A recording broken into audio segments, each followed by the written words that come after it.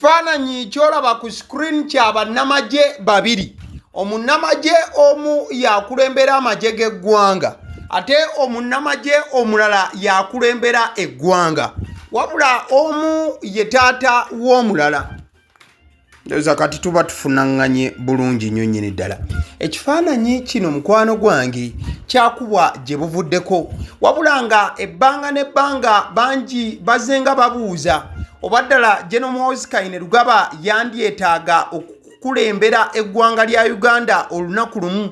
Era nga bangi basonga nnyo ku kibiina oba ekisinde ki PLU ki Patriotic League of Uganda. Wabula abamu ku bakitembeeta bavaayo emabega ne bagamba nti kino kisinde businde wabula si kibiina kya byabufuzi.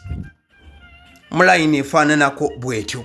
Era ojja kujjukira olunaku lumu ne generaali yennyini yakeera n'agamba abantu abakirimu nti bayimirire emabega wa NRM wamu ne President Museveni ku bwa President. Wabula tubadde tuli awo olunaku olwalengera ku mwezi 29 April omwaka 2026 Jeno Muhoozi Kainerugaba obubaka bwawandiise bangi babutunuulidde ne batandika okubanga bazikuba mu makiika ne bagamba owaaye generaali awandiise bw'ati agamba after Mzee Museveni we shall take charge of the country.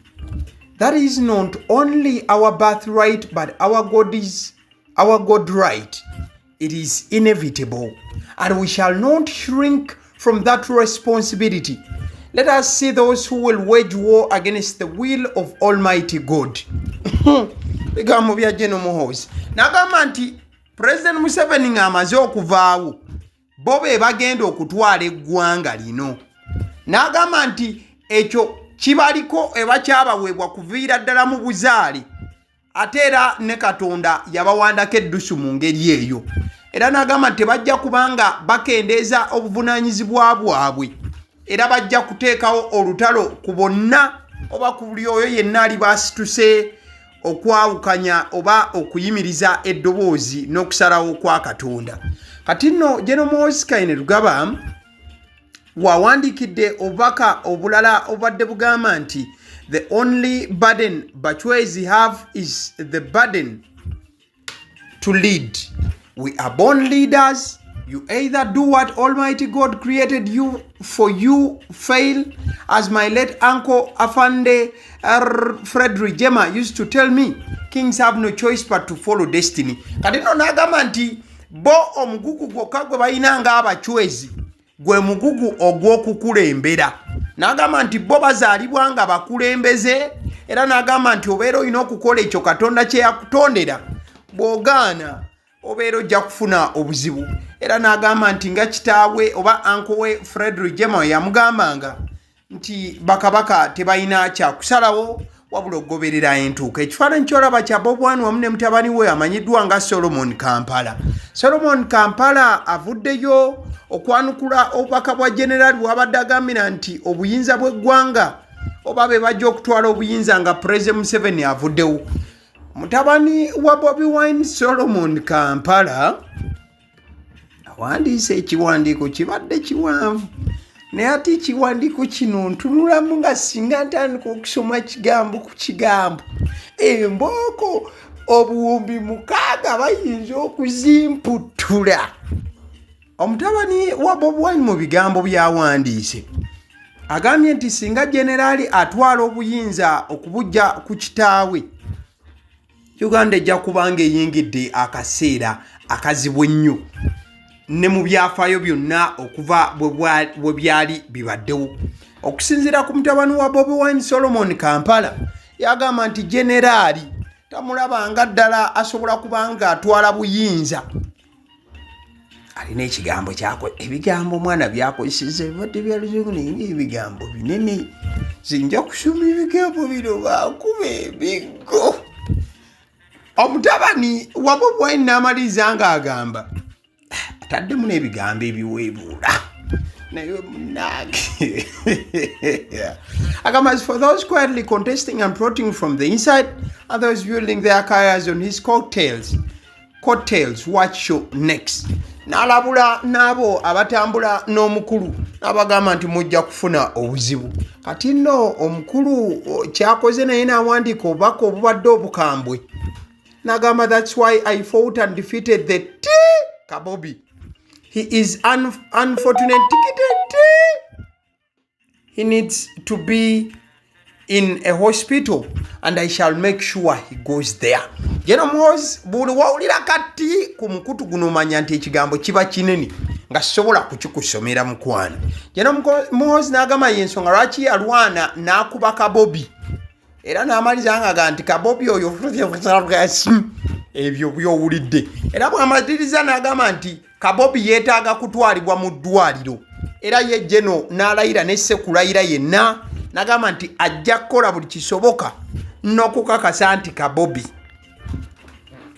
bamutwala mu ddwaliro. Kati nno omukadde ke kamu ebyo generali okubyogera kwabadde agasse n'obubaka obw'okubeera nti agenda kufeffetta omukulu amanyiddwa nga Lumbuye. Era n'agamba nti eggwanga lya Ttake bwe litaleeta Lumbuye mu biseera ebitali byawala, ye Jeno kyajja okukola singa tebamuwa Lumbuye kuba Lumbuye ali Ttake. Ye Jeno kyagenda okukola kigenda kubeera kyangu nnyo kyakugoba ambasada w'eggwanga lya Ttake ali mu ggwanga lya Uganda. Ensonga zitabuse. Kugambye olunaku lwaleero kibadde kijjobi nga generali agabula bubaka ku bubaka. Aina wawandiikidde n'agamba nti for those who think they can get comfortable calling me Muhoozi like only Mzee and the late General Tito Okello can call me, I want to inform them that the head of our family is not even Mzee Museveni but Jesus Christ and he named me Muhoozi. Jeno Muhoozi n'agamba nti abo abatuddeyo abatuuleyo ne mulowooza nti nammwe mujja kubeera mutandika okumpita Muhoozi nga kitange Mzee Museveni wampita oba nga omugenzi General Tito Okello bwe yampitanga. Njagala okubategeeza nti omukulu wa famire yaffe si Mzee Museveni wabula Yesu Kristu, era nga ye yantuuma erinnya eryo erya Muhoozi. Je n'abagambye temuddamu okumuyita liri lyensomya bwawandiise. Bw'amaliriza Jeno Muhoozi Kainerugaba n'agatako obubaka. Nkugambye olunaku olwaleero kibadde kikambwe. The general awandiise n'agamba nti the reason I will soon arrest some CDFs is because of their cowardice. They left God's army with no direction when needed it most. For that they must pay. N'agamba nti ensonga lwaki agenda kukwata abaaliko abakulembeze b'amagye mu ggwanga oba abaaliko ba CDF ekifo kati kyalimu, nti ensonga olw'obutiitiizi bwe baalina nti baaleka eggye lya Katonda nga teriyina buwerekerero oba bulagiriro. Mukadde ke kamawandiise n'agamba will act soon. Some of the former CDFs were recommendations of mine to Mzee. They insulted God's army and being ministers won't save them. N'agamba nti mu maaso awo agenda kubaako kyakola. N'agamba abaaliko ba CDF abamu yeye yalagiranga Mzee we oba yawanga Mzee advisor asobole okubalonda. N'agamba nti bano balina engeri gye batyoboola eggye lya Katonda. Era n'agamba nti bo okubeera nga baminisita tekigenda kubanga kibataasa yadde eddakiika emu bweti. Jjukira yeye CDF w'eggwanga kati agamba abo be yaddira mu bigere. Osobola okugenda n'obanoonyaako nawe n'obeenoonyeza toŋŋamba nti kati be baliwo abo owaaye ofaaki. Wamaliriza generali alina waawandiikidde n'agamba nti obuvumu bwe mulaba alina essaawa zino alina bwe yabujja, era nga yabujja ku maama we Janet Kataha Museveni. Awandiise n'agamba nti I learned all my courage from two people, Jesus Christ and Mama Janet, my mother. Nti okuvumirira kwonna n'amaanyi byonna yabijja ku maama we Mama Janet. As a young child, she would beat me if I lost any fight against another boy. She would send me back to be by some big boy and tell me don't come until you beat. Kati generali agamba nti obuvumu bwaliko bwonna bwonna teyasobola kubanga abujja ku maama we Mama Janet olw'ensonga nti buli we yakomangawo ng'akaaba ng'amukuba n'amugamba nti ddayo olina okukomawo ng'omaze okukuba oli abadde akukubye. Kugambye olunaku olwaleero the general has been writing an exposed after another. Agami in Africa, the strongest army without doubt is the Egyptian army. I'm grateful that I have Egyptian blood in me. The prophet Moses. Mchwez was born there near the river Nile. Nagamba nti ejje erisinga okubeera ery'amaanyi mu Africa wonna lijje ly'Abamisiri. Wabula agamba nti naye musanyufu nti alina omusaayi gw'Abamisiri ogumutambulira mu musaayi gwe. Kati nno oluvannyuma lw'ebigambo ebyo n'obubaka obutuweereddwa di general olunaku olwaleero, omukulu minisita Balaam Bargahari awandiikidde Jeno n'amugamba nti Jeno M. Kainerugaba, they will fight against you but will not overcome you, for I am with you and will rescue you, declares the Lord. Nti generali bajja kulwanyisa wabula tebajja kuwangula. Ndi naawe era nja kununula. Kibwatyo bw'agamba Mukama. Kati ebigambo ebyo ebiwandikiddwa Minister Balaam n'agatta nako okubanga akwotinga mu Biblia oba mu Bible we biva. But that has been it today. Jeno agambye nti President entebe watukira okuba nti agitabwa ati tujja kubanga tuyingirawo kubanga kino kyatuzaalirwako tulina okubeera abakulembeze.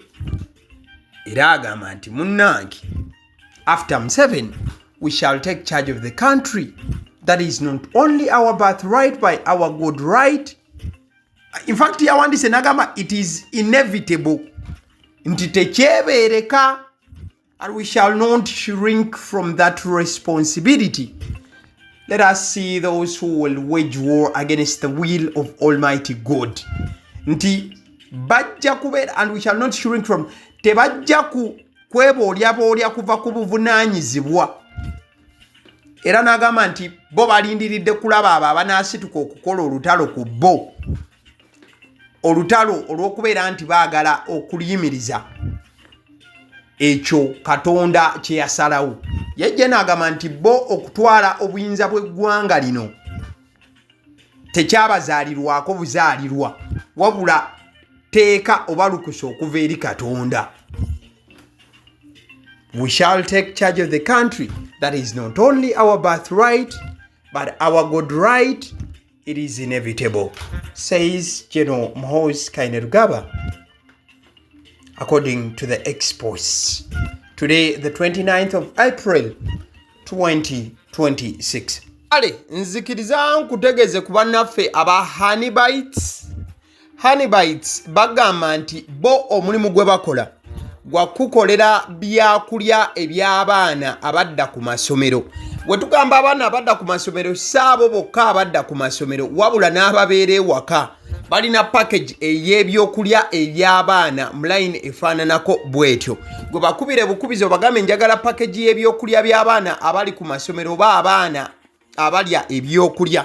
Balina ebyokulya yogera ku daddies, yogera ku binyeebwa, amawogola, yogera ku bagiya, yogera ku cupcakes, yogera ku donuts. Osobola okubafuna ku 0709 78 75 08.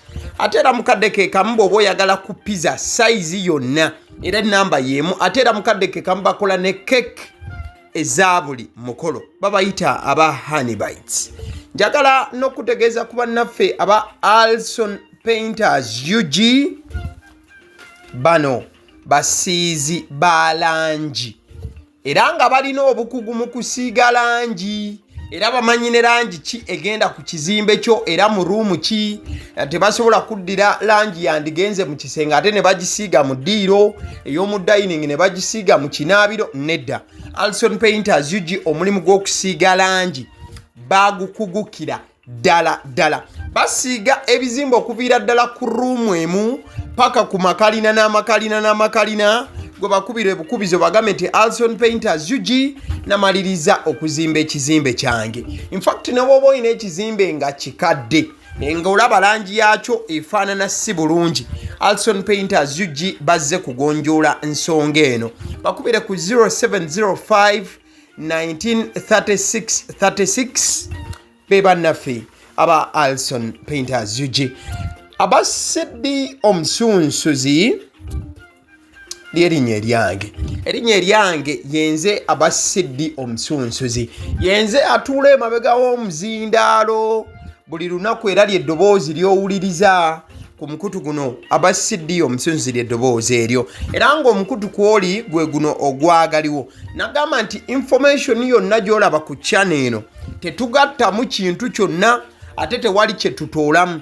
Information nga bw'eba eyingiddewo ffe bwe tugikwata ne tugikuwa. Kati gwe omulabi n'osalawo ki eky'okukozesa information eyo. Kati ky'ogenda okukola mukwano gwange bw'oba omaliriza okulaba vidiyo eno, likinga, commentinga ki ky'olowooza, mukadde ke kamu subscribinga bw'oba nga omukutu guno oli mupya.